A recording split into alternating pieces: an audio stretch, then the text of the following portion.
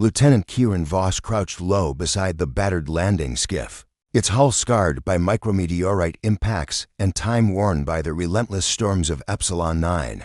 He flexed his fingers inside the reinforced gloves of his EVA suit and applied a final twist to the flux conduit coupling.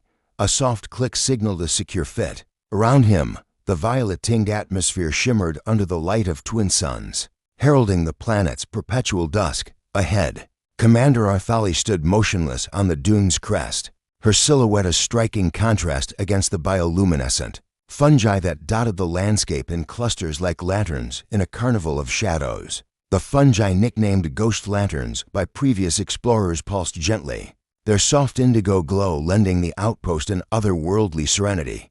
Yet for all its alien beauty, Epsilon 9 was a desolate world, winds carrying silica dust that eroded metal and flesh alike, storms that could strip a spacesuit's integrity in minutes, and predators whose cries echoed across the sands with a chilling intelligence. Flux conduit secure, Kieran announced, rising to his full height. He brushed perspiration from his brow and reached for the spare power cell. Its matte black casing felt cool in his palm. Despite the relentless chill of the twilight air, he lifted it toward Arthali. She barely glanced at him. Instead, her eyes, violet flecked with emerald, were fixed on the horizon, where the ruined obsidian spire jutted from the dunes like a monolith of an ancient civilization. The spire's surface was etched with alien glyphs, their meanings long forgotten, their purpose shrouded in mystery. The two suns' sickly light revealed only fragments, half-buried buttresses, crumbling archways, and the maw of what might once have been a great doorway. Kieran offered the power cell again. The suit's ready for insertion. Want me to install it? She shook her head slightly, her long silver hair reminiscent of spun starlight drifting like mist in the breeze. He noticed. She wore her armor with practiced ease. Panels of iridescent alloy conformed to her lithe frame, seams glowing faintly where the suit's neural interfaces met her flesh. But something was off. Her posture was rigid, tension coiled in the curve of her shoulders, the slight tremble in her gaunt arms. "Commander Arthali," he said quietly, stepping closer. "You're shivering, not from the cold, I assume." She turned to face him at last. In the thin light, he could see traces of moisture glinting on her cheeks. Tears. She stood silent, the wind catching her hair and tossing it around her face, as if trying to give voice to her unspoken anguish. Kieran's heart thudded in his chest. This was Arthali, the indomitable Elisar warrior whose name alone struck fear into the xenobeasts of Zephyr's reach, whose command decisions had saved millions of lives during the Great Nebular War. Rumor said she had survived 100-year-long campaigns on worlds where hope was a scarce commodity. Yet here, on this forsaken planet, she wept in silence. He knelt beside her and placed the power cell on the dune's lip. "Talk to me," he urged softly. "Whatever it is, you don't have to face it alone." She closed her eyes, drawing in a shuddering breath. When she spoke, her voice was a hushed susurration, as if afraid to disturb the sacred emptiness around them. "Lieutenant, this armor was not mine." Kieran blinked. "I thought it was standard Elisar issue." "No," she whispered, turning back to the spire. "It belonged to my sister, Valinasha. She fell in battle beneath these very skies decades ago." The relics of her suit were recovered by a salvage team, fragmented and half-buried. "I had it reassembled, every shard of alloy, every neural weave. I believed that by wearing it, I would honor her memory." But her shoulders trembled, and at last she let the tears fall freely. Kieran's breath caught. She wiped angrily at her cheek with the back of her gauntlet, but more escaped to trail down her neck. Kieran reached out, gently lifting her hand. The motion was simple, but the weight of it felt monumental. "She would have wanted you to live," he said, to carry her courage forward, not to be crushed by her loss. She looked at him then, the violet-green depths of her eyes meeting his. For a moment, the fortress walls around her heart cracked, and Kieran saw the raw vulnerability beneath. "My people, we bury our grief. We seal it away like a wound. No tears, no lamentations. To show sorrow is to invite predators." Emotional weakness resonates like a clarion call. "But I can't ignore it anymore." He nodded, understanding more than she might know. On his home world, grief rituals had been outlawed by the technocracy too chaotic, too unpredictable. He had buried his own sorrow for a long time. "Then let this be our ritual," he said, voice firm, energy cells replaced. "Armor fixed, yet nothing is truly mended until we face what haunts us." She drew in another breath, head bowed. Round them, the wind picked up, swirling sand and luminescent spores alike. Kieran extended his hand. "Come on, we'll finish here. Then head into the spire. You need to reclaim what's inside you, as much as we need to recover that probe." Slowly, she raised her hand to meet his. He helped her fit the new power cell into her backplate, listening to the soft hum as it interfaced with the suit. Each click and whir seemed to resonate not just in the machinery, but in their souls. When he stepped away, Arthali straightened, shoulders squared. The tears had dried, but he knew they were not gone. Instead, they had been acknowledged, a small victory in the endless battlefield of her heart. She turned, helmet raised, and offered him a nod. "Lead the way, Lieutenant." Kieran tapped his wrist. "Communite. Team Alpha, we're moving out.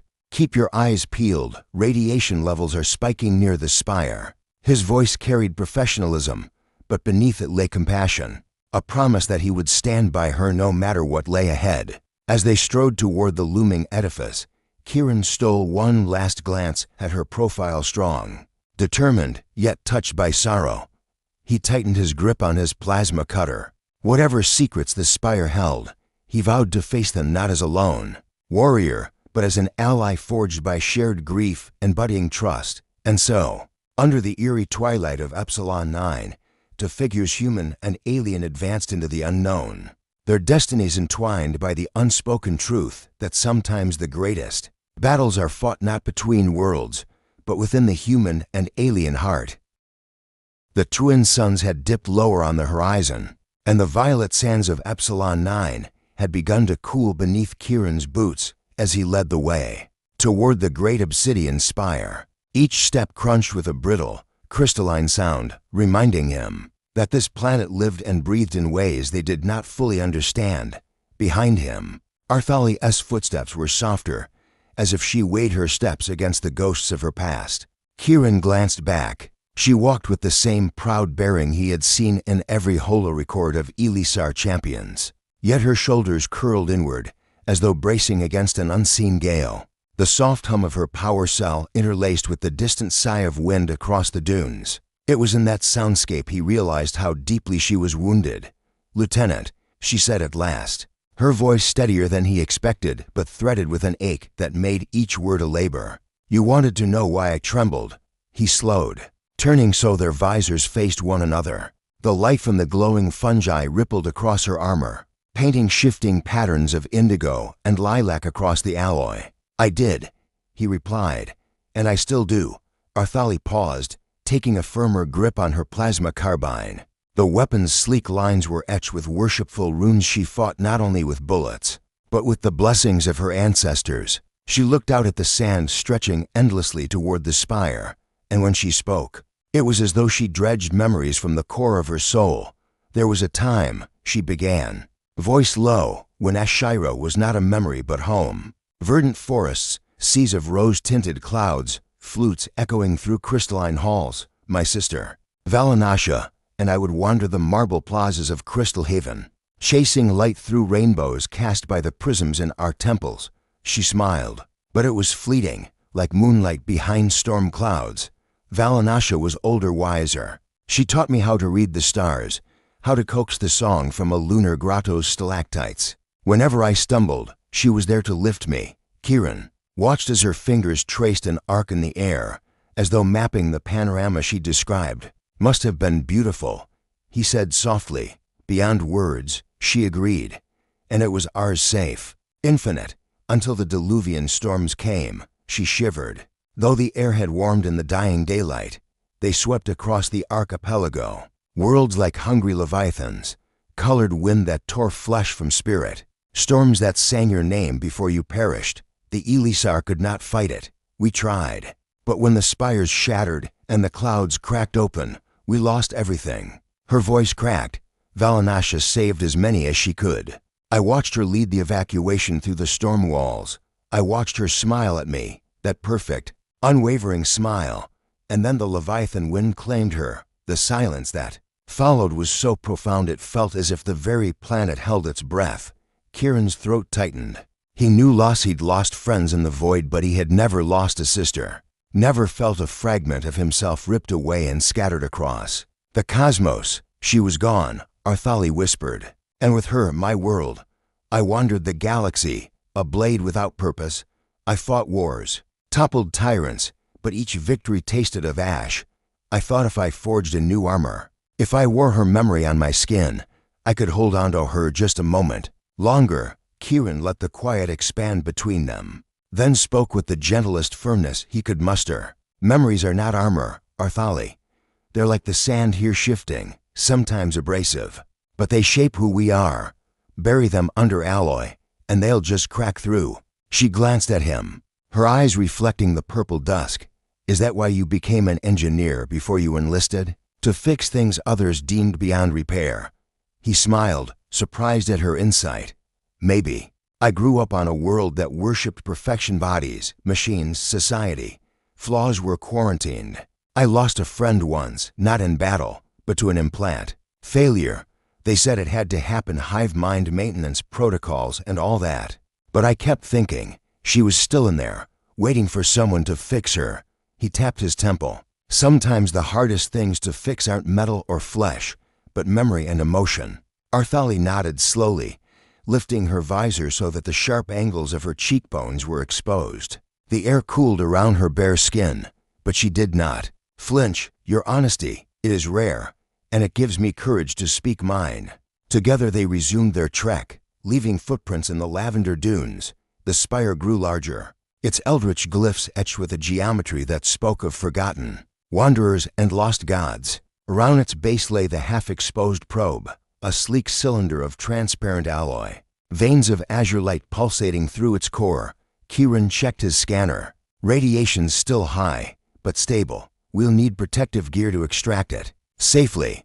Arthali knelt beside the probe, reverent almost. This device, she said, laying a hand on its smooth surface, was part of the Starborn Initiative messages to the stars. Dreams of communion. My sister believed in it. Led expeditions to gather crystal samples to power its transceivers.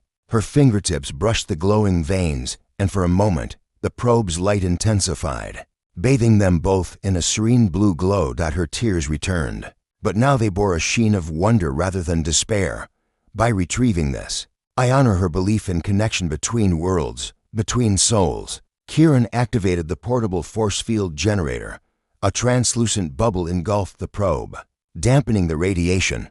He peered at her, admiration shining behind his visor's HUD. Let me know if you need me to steady it, Commander. She smiled, this time not in sorrow, but in quiet determination. Stand by. With careful precision, Arthali extracted the crystalline core, cradling it like an infant. Sparks caught in the dim glow as she guided it into a containment sarcophagus. When the lid sealed, the azure light dimmed to a placid pulse.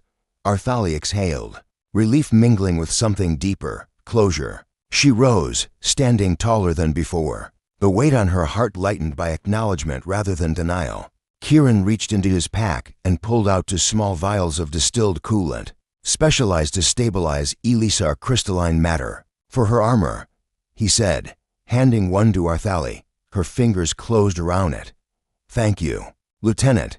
And in her tone, he heard gratitude, respect, and the first flicker of shared hope.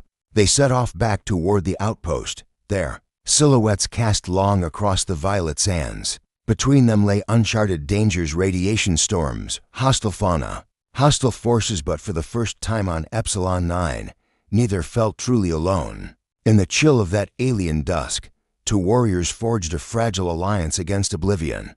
One human, one Elisar, bound by memory, loss, and the promise of healing. Thunder rolled across the violet sands, though no storm brewed on the horizon. Instead, the sound was the low-frequency pulse of the ancient spire's core, resonating through the dunes like a living heartbeat. Lieutenant Kieran Voss checked. His wrist-mounted scanner. Radiation levels were climbing, but the protective sarcophagus held. He nodded to Commander Arthali. whose helmet's visor reflected the spire's pulsating glyphs in eerie patterns. "Are you ready?" he asked. Arthalia's reply came in a whisper. "I must face it, both the probe and what it represents." Her grip tightened on her plasma carbine, its runic engravings faintly glowing in sympathy with the spire itself. They entered the yawning archway, the heavy obsidian doors sliding aside as though granting them passage. Inside, the air shimmered with energy. Crystalline stalactites dripped luminescent ichor, and conduits of raw mana snaked across the walls, feeding the spire's heart. The pulse grew louder, a constant thrum that seemed to synchronize with Arthalia's own breathing. Ahead lay the reactor chamber, its floor a mosaic of fractured crystal plates. At the center, encased in an intricate lattice of carved leviathan bone and alloy, sat the heart of the leviathan, a massive, pulsating core the size of a human torso. It bled silver blue light into the cavern, and around it drifted ghostly motes of charged particles, each humming with alien purpose. Kieran swallowed. "The legends spoke of this, but I never believed we'd find it intact." Arthalia's voice was distant, reverent. "On Eshira, the crystal leviathan was our greatest protector. When its spirit bonded with our ancestors, it gave us armor, gave us peace. This is its source." She traced a glyph on the latticework with trembling fingers. "My people built cities around these chambers.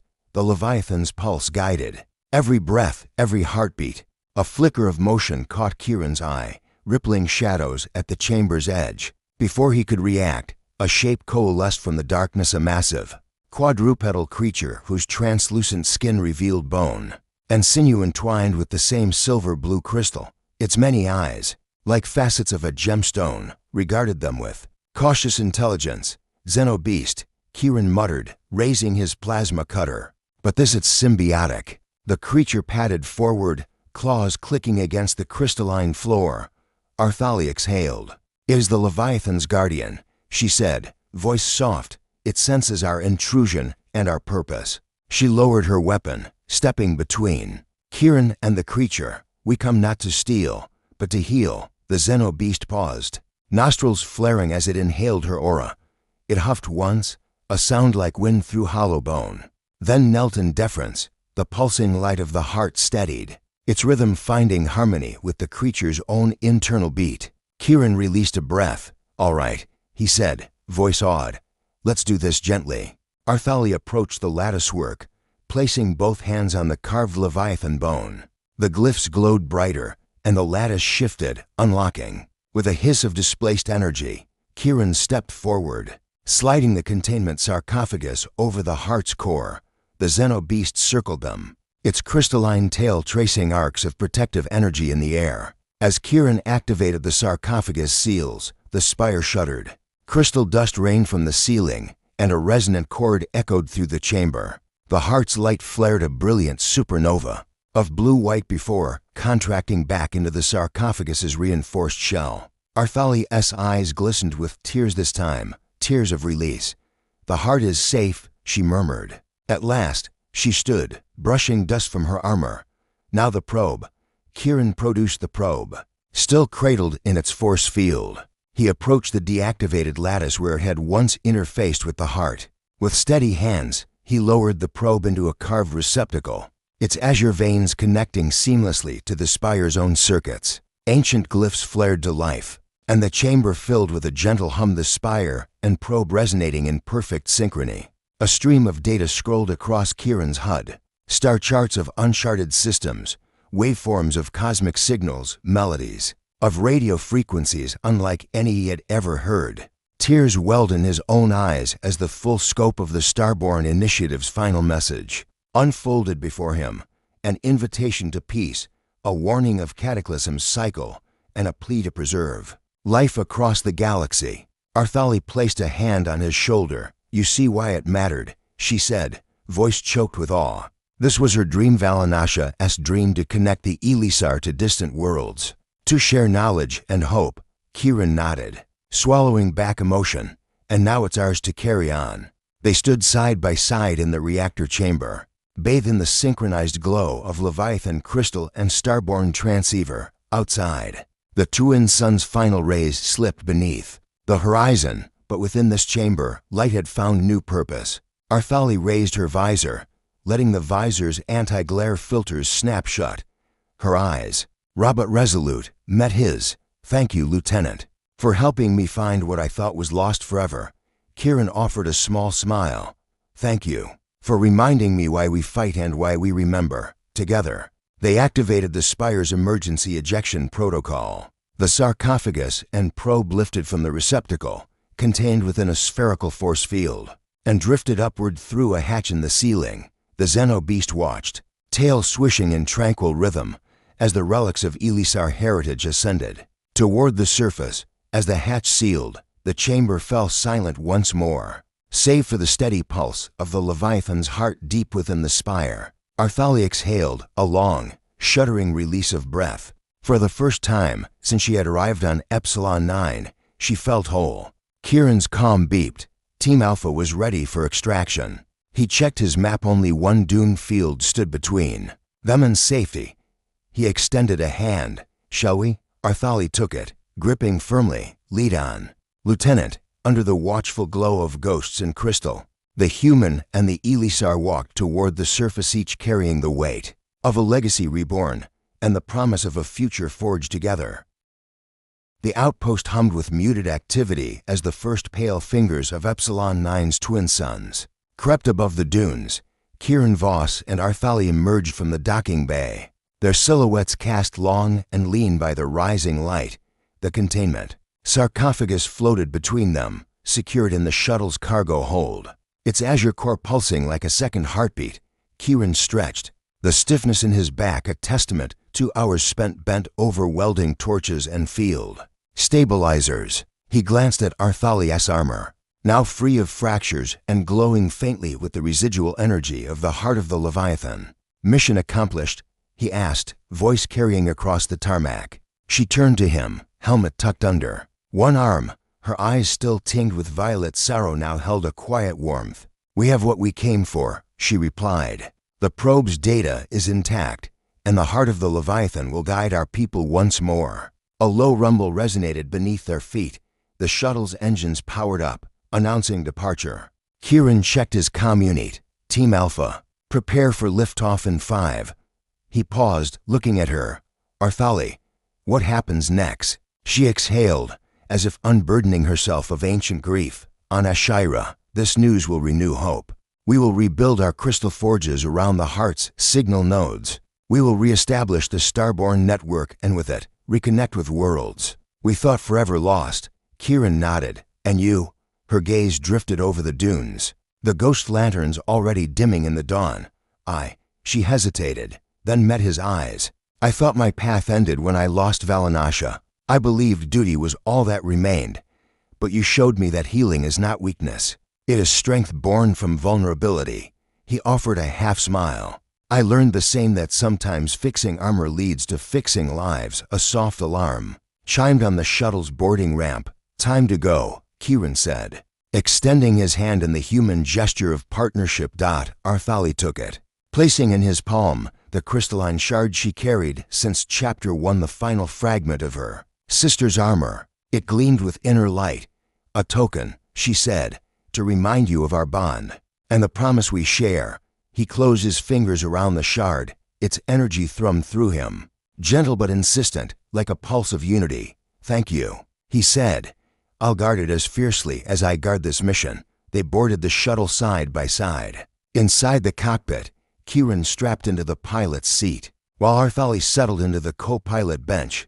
The data uplink flickered to life, ready to receive the Starborn transmission. Kieran initiated the sequence. Streams of crystal-encoded information began to flow, projected as translucent glyphs in the holodisplay. Arthali watched, awe turning to wonder. Below them, the dunes glowed in the newborn sun. The shuttle lifted, rising on ionic thrust, and carried them away from the obsidian spire that had borne witness to their journey. As the ground fell away, Arthali placed a hand over her chest, over the neural uplink of her armor. "In the beginning," she said softly, "the Elisar believed that the Leviathan's heart gifted us immortality. But I see now that true immortality lies in memory, in the love we carry forward, in the bonds we forge." Kieran set the course toward the orbital relay, voice steady. Then let us make sure those memories reach every star. A distant thunder rolled as they ascended through Epsilon 9's violet skies this time, not as an omen, but as a benediction. In the quiet of the cockpit, human and alien shared their first genuine smile. Looking ahead to the galaxy, they would reconnect, piece by piece, heart by heart.